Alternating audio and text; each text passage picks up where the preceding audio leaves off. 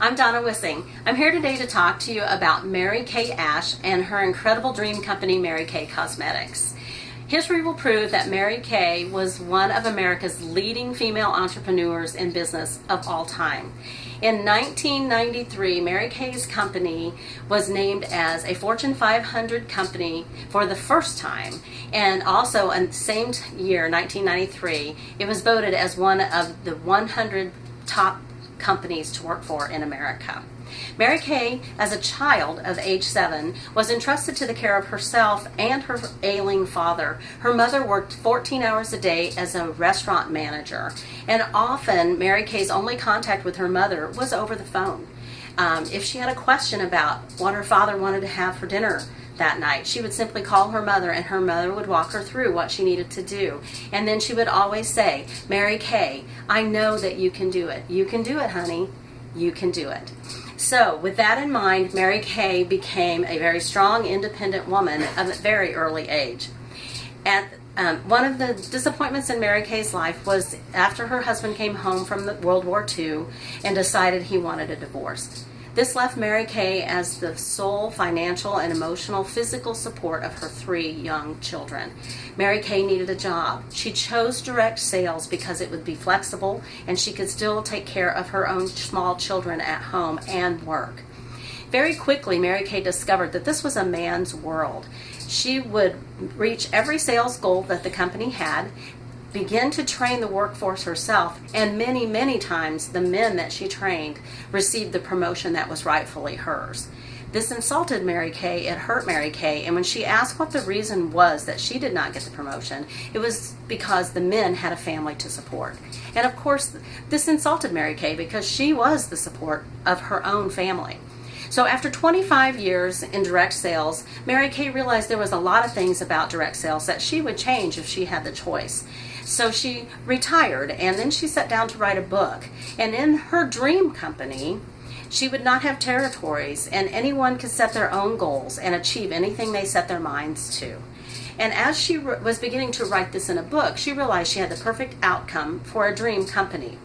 So in 1963, Friday the 13th, 1963, Mary Kay opened her own dream company with her $5,000 in savings and her son Richard at her side.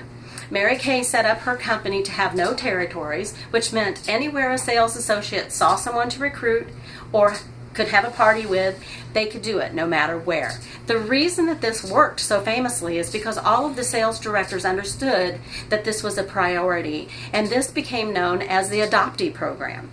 The sales director simply embraced every consultant as if she were her own and trained them, encouraged them, and supported them every week at their weekly sales meeting.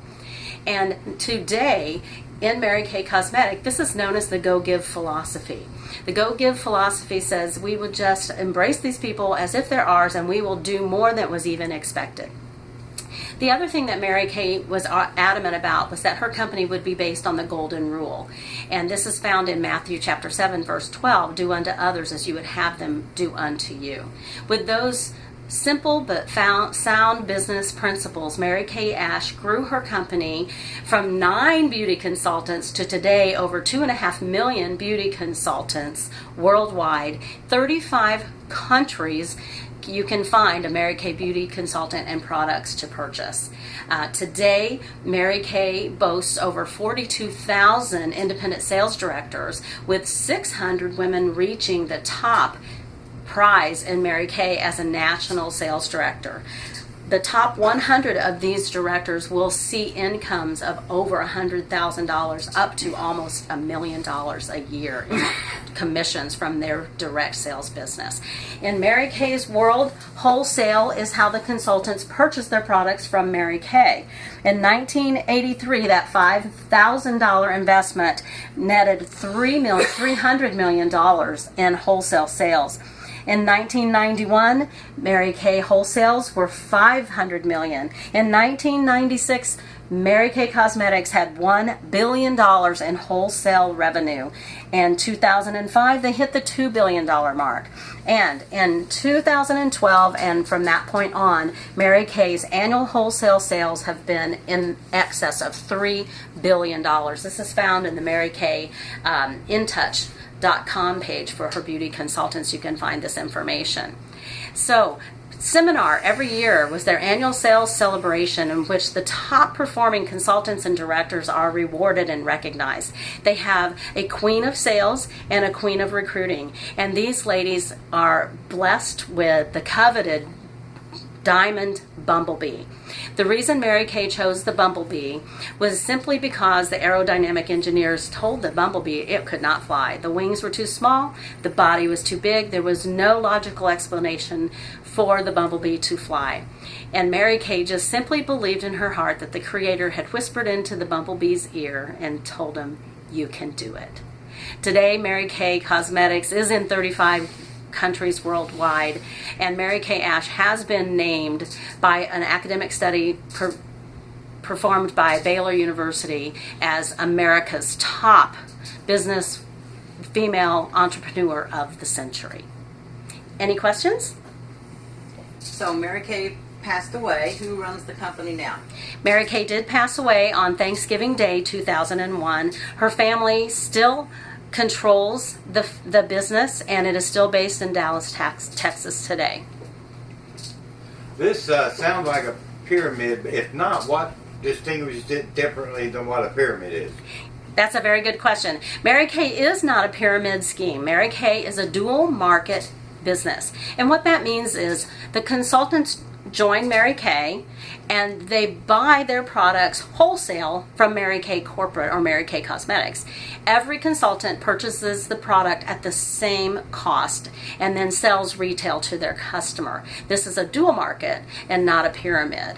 There is some confusion that because they have recruiting, that the recruiters get some kind of money from the sales, but they do not get the recruiting commission is from the company itself, not from the consultant's sales.